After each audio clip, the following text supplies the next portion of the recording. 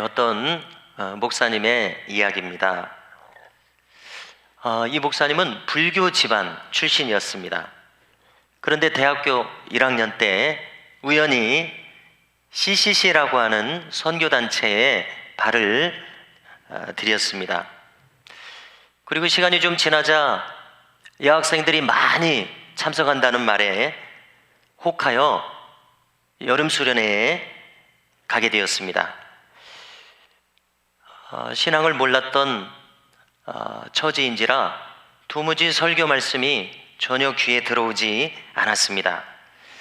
그런데 마지막 무렵에 9번째 설교부터 갑자기 귀에 말씀이 들려오기 시작했습니다. 강사 목사님은 이야기를 하십니다. 모든 인간은 죄인이다. 성자들일수록 참회록을 쓴다. 인간의 죄책감이란 도무지 씻을 길이 없다. 오직 예수만이 당신의 죄를 대신해서 십자가를 지고 죽으셨다. 예수를 믿는 자마다 누구든지 죄사함을 받고 구원을 받는다. 이 대목을 들었을 때에 갑자기 귀가 번쩍 뜨였습니다. 아니, 누구든지 용서를 받는다고? 갑자기 그분의 가슴속 깊은 곳, 무의식이라고 할 수 있는 깊은 곳에 묻혀 있었던 한 사건이 떠오르게 되었습니다. 그 사건은 이렇게 진행되었습니다. 어느 날 부친이 여느 때처럼 술주정하면서 어머니를 심하게 구타를 했습니다. 그런 격한 상황에서 이 아들도 더 이상 참을 수가 없었습니다. 그래서 흉기를 들고 왔습니다. 오늘 내가 끝장을 내리라. 그러자 어머니가 이야기하시는 겁니다. 얘야, 내가 너 하나 보고 지금까지 살고 있다. 너마저 범죄자가 된다면은 나는 이 땅에서 도저히 살아갈 수가 없구나. 제발 부탁한다. 참아라. 그래서 이 아들이 그대로 밖으로 뛰쳐나갑니다. 그리고 한참 후에 집으로 들어옵니다. 그런데 이 집안에는 뇌성마비면서 허리가 굽어져서 몸이 반으로 접히다시피 한 누나가 있었습니다. 친누나였습니다. 그런데 이분이 이제 고교 시절이 깊어감에 따라서 나도 대학에 가야 되겠다 작심을 하고서 노트를 정성스럽게 필기를 한 것이 이렇게 두껍게 있었습니다. 그런데 집에 들어갔더니 이 정성스럽게 기록한 노트를 갈기갈기 찢어가지고 이 누나가 물에 적셔가지고 그것을 먹고 있는 겁니다. 그때 이분이 눈이 뒤집어졌습니다. 입에 담을 수 없는 온갖 욕설을 하면서 누나를 흠씬 두들겨 패게 되었습니다. 너 때문에 나는 내 친구들을 집에 놀러 오게 하지도 못한다. 이러면서 아주 심하게 구타를 했습니다. 세월이 지나 누나는 몇 년이 되지 않아서 젊은 나이로 생을 마감했었습니다. 바로 이 누나를 모질게 때렸던 이 순간이 죄책감과 함께 쑥 하고 올라왔습니다. 그런데 앞에서 설교하시는 겁니다. 어떤 죄도 용서받을 수 있다. 아니, 용서받을 수 있다고? 이런 나도 용서받을 수 있다고? 이런 생각이 듭니다. 그는 불교인이었기 때문에 죄책감을 씻으려고 물고기와 자아라를 사람들이 방생한다는 것입니다. 그런데 방생하면서도 자기도 안다는 겁니다. 그렇게 해서는 결코 인간의 죄책감이란 씻어질 수 없다는 것을 자기도 알고 있다고 합니다. 평소 돼지고기, 쇠고기 먹기 때문에 이것은 자기 조상이 환생한 것일 수도 있습니다. 그래서 죄책감을 가집니다. 그런데 그것을 씻기 위해서 아무리 방생을 해도 그걸로는 인간의 죄책감은 사라지지 않는다. 너무나도 잘 알고 있었다는 것입니다. 아침 9시부터 저녁까지 하루 3,000배를 그렇게 정성스럽게 해도 인간의 죄책감은 지워지지 않더라. 그가 깨달은 것이었습니다. 아니, 그런데 저 예수님이 나의 죄를 대신 지고 죽었다고? 머리로서는 도저히 그것을 이해할 수 없었습니다. 아니, 내 죄를 왜 다른 사람이 대신 진단 말인가? 이렇게 생각하는 순간 알 수 없이 뜨거운 눈물이 그의 가슴속 깊이에서 주체할 수 없이 눈물 콧물이 쏟아지는 경험을 하게 되었다는 것입니다. 목사님은 이제 통성기도를 시켰을 때 그는 계속해서 하염없이 눈물만 흘렸다는 것입니다. 그 목사님은 이렇게 해서 구원받았다고 이야기합니다. 그리고 이제 대학교 1학년 때였는데 2학기 때에는 그 선교단체에서 자기도 앞에 나가서 징그럽게 시리 율동 찬양을 하고 있더라는 겁니다. 1학기 때는 사내 자식들이 채신머리 없이 저렇게 율동을 하고 있다고, 저게 뭔 꼴인가 눈살을 찌푸리던 그였습니다. 예수님께서 지상에 오신 유일한 목적이 있습니다. 여러분들은 무엇이라고 생각하십니까? 그것은 십자가를 지시는 것이었습니다. 왜냐하면 십자가를 지심으로써 비로소 온 인류의 죄값을 다 청산할 수 있기 때문에 그렇습니다. 주님은 운명하시면서 말씀하셨습니다. 다 이루었다. 헬라어로 말하면 테텔레스타이, 이 말은 문자 그대로 다 갚았다 이 뜻입니다. 다 갚았다는 뜻입니다. 모든 인류의 죄값을 다 치렀다, 이렇게 큰 소리를 지르시며 운명하셨던 장면을 떠올리게 됩니다. 오늘 본문의 첫 장면에서 주님은 마지막으로 예루살렘을 향해 가시면서 제자들에게 이야기하십니다. 나는 이제 예루살렘에 가서 십자가에서 죽게 될 것이다. 그리고 사흘 만에 부활할 것이다. 마태복음에서 주님은 3번이나 십자가 지시고 부활할 것이다. 우리는 한 번도 주님이 그런 말씀 안 하시고 갑자기 십자가 지신 것처럼 생각됩니다.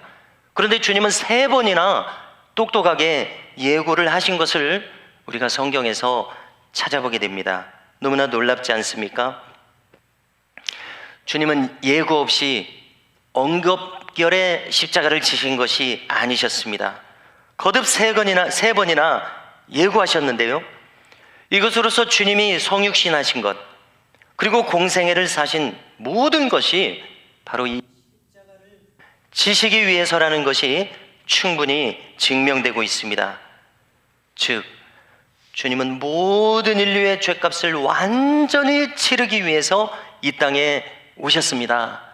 테텔레스타이, 다 갚았다, 다 이루었다, 이 한마디를 하시기 위해서 이 땅에 오셨다는 이 중대한 사실을 오늘 종려주일을 맞으면서 앞으로 일주일간 고난주간을 앞두고서 우리는 결코 잊지 마시기를 바랍니다.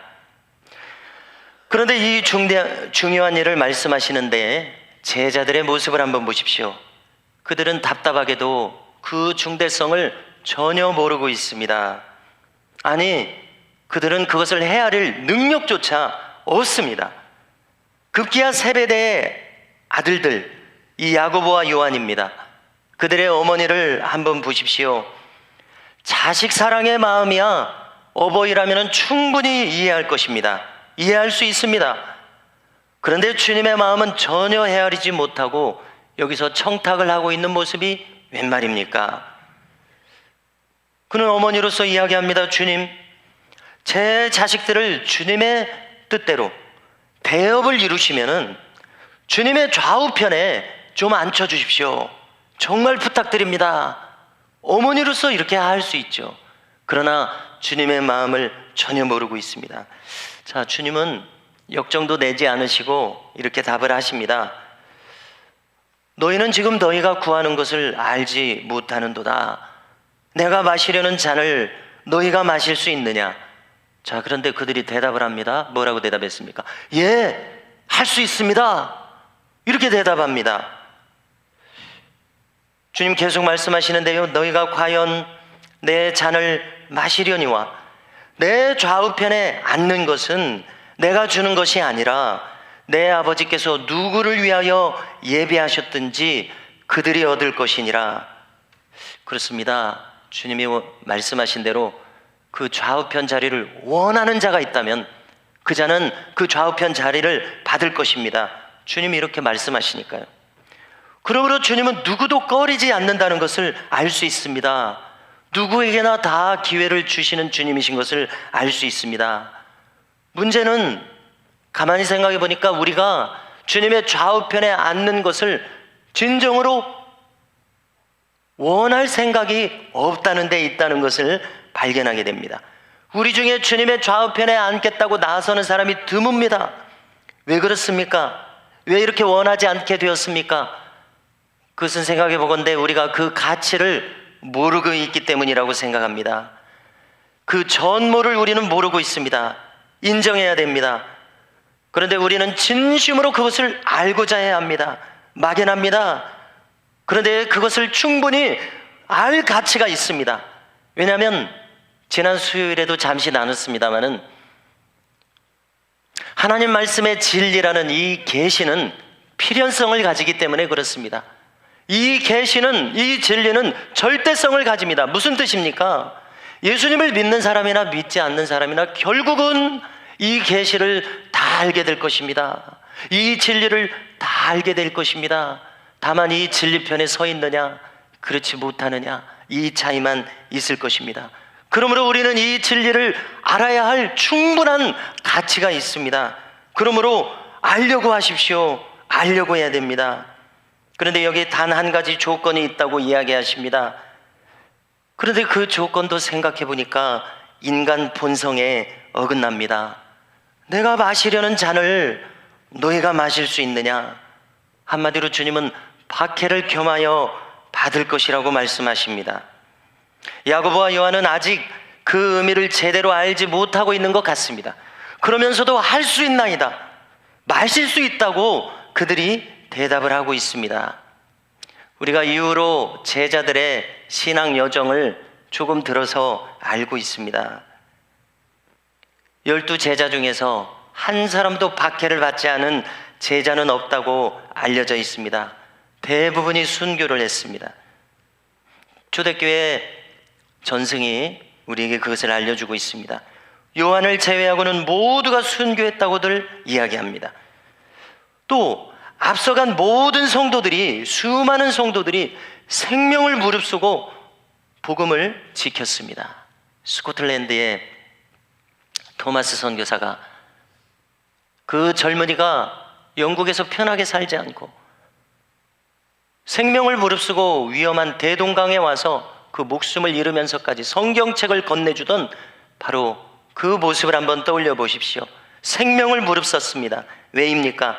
그들은 이 십자가의 무한한 가치, 그 영원한 가치를 어렴풋이라도, 그렇지만 확실하게 깨달았기 때문이라고 믿어집니다.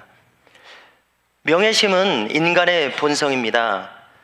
우리 한국인들 중에 입신양명을 마다할 사람은 없을 것입니다. 여기 이 야고보와 요한만이 아니었습니다. 다른 10사람의 제자들도 이 두 제자를 향해서 분개하는 모습이 오늘 나옵니다. 이것은 무엇을 뜻합니까? 그들 속에서도 똑같은 욕망이 있다는 것입니다. 이 세상에서 아무튼 좀 이름을 떨치고 싶은 그런 명예심이 가득했다는 뜻입니다. 주님은 제자들을 따로 부르셨습니다. 이 요한의 어머니와 같은 같이 따르는 다른 무리들도 많이 있었던 것 같습니다. 그래서 제자들을 따로 부르셨습니다. 이야기하십니다. 이방인의 집권자들이 그들을 임의로 주관하고 그 고관들이 그들에게 권세를 부리는 줄을 너희가 알거니와 너희 중에는 그렇지 않아야 하리라. 너희 중에 누구든지 크고 자는 자가 있느냐? 그는 너희를 섬기는 자가 되어야 하느니라. 너희 중에 누구든지 으뜸이 되고자 하는 자가 있느냐? 그러면 너희의 종이 되어야 하리라. 깊이 생각하지 않아도 세상의 권세는 사람들 위에 군림합니다. 그 대표적인 것이 노예제도였었습니다. 요즘 말로 갑질을 일삼습니다. 이 세상 권력의 특징입니다. 그런데 주님은 말씀하십니다. 너희 중에는 그렇지 않아야 하나니 너희 중에 정말 으뜸이 되고자 하는 자는 너희의 종이 되어야 하리라. 주님이 지금 말씀하신 것처럼 믿는 사람들이 으뜸이 되는 방식은 세상의 방식과 이렇게 180도로 다릅니다. 우리 주님께서 가만히 보면 먼저 모범을 보이셨습니다. 제자들의 발을 손수 씻기심으로, 또 십자가에서 목숨을 아낌없이 버리심으로 주님이 먼저 모범을 보이셨습니다. 그런데요, 또 하나 생각할 것은요, 인간 본성에는 명예심만 있는 것이 아닙니다. 누군가 섬기는 자가 있다면, 누군가 겸손한 자가 있다면 그에 대한 존경심도 저절로 우러납니다. 누군가 섬기는 모습이 나오면은 그것에 대해서 저절로 머리가 숙여집니다. 제자들의 발을 씻기시는 그 모습에 그 거칠고 다듬어지지 않았던 제자들도 모두 숙연해졌습니다. 주님께서 달리신 십자가를 대하고서는 누구라도 그 입이 다물어질 수밖에 없습니다. 십자가를 대하고서는 자리다툼할 생각을 도무지 떠올릴 수 없습니다. 인자가 온 것은 섬김을 받으려 함이 아니라 도리어 섬기려 하고 자기 목숨을 많은 사람의 대속물로 주려 함이니라. 주님은 꼭 메시아 되심을 나타내실 때는 나라고 하지 않으십니다. 인자라고 하십니다. 참 특이하죠. 특별합니다. 구약 성경에서 다니엘서 7장을 보면은 인자 같으신 이가 하늘 보좌에 천상에 계시는 모습을 다니엘이 보고서 알려주고 있습니다. 지나간 세대의 설교자들마다 이 장면을 보고서 그분이 바로 영원하신 성자가 아니시겠냐고 이야기들을 합니다. 그때 나온 그 인자입니다. 그 인자를 염두에 두시는 것 같습니다. 인자가 하늘 보좌에 계시던 그분이 이 세상에 오신 것은 바로 섬기고 또 섬기며 생명을 다하기까지 섬기려 함이니라. 지금 이렇게 말씀하시고 계십니다. 자기 목숨을 많은 사람의 대속물로 주려 함이니라. 대속물이 무슨 뜻입니까? 대신 값을 치르는 제물이라는 뜻입니다. 대속물, 대신 값을 치르는 제물. 죄를 속하는 속죄양이 되시기 위해서 오셨다는 말씀입니다. 이 분명한 목적을 우리 주님은 거듭거듭 이렇게 말씀하십니다. 여러분, 왜 창조주께서 이렇게까지 하셔야 됩니까? 그것은 인간 스스로는 아무리 해도 자기 죄를 아무리 해도 해결할 수 없다는 것을 창조주신 그분께서 바로 너무나도 잘 알고 계시기 때문이라고 믿습니다. 성도 여러분, 인간이 할 일은 무엇입니까? 다만 그 십자가의 대속을 그대로 믿고 나를 향하신 사랑으로 받아들이는 것 외에는 아무것도 없음을 믿으시기 바랍니다. 천길 만길 우리 한번 찾아보십시오. 천길 만길 아무리 찾아봐도 그 모든 길에는 전혀 답이 없습니다. 답이 발견되지 못합니다. 오직 주님의 십자가에서만 나의 죄는 도말됩니다. 도말이 무슨 뜻입니까? 도포한다고 하죠. 덮어 씌운다는 말입니다. 가린다는 말입니다. 주님의 보혈로 내 죄를 씻고 덮습니다. 그래서 깨끗이 합니다. 성도 여러분, 자기 목숨을 많은 사람의 대속물로 주려 함이니라. 이 십자가의 놀라운 은혜를 우리 모두가 간직하고 더 깊이 깨달을 수 있는 이 한 주간이 되시기를 주님의 이름으로 축복합니다.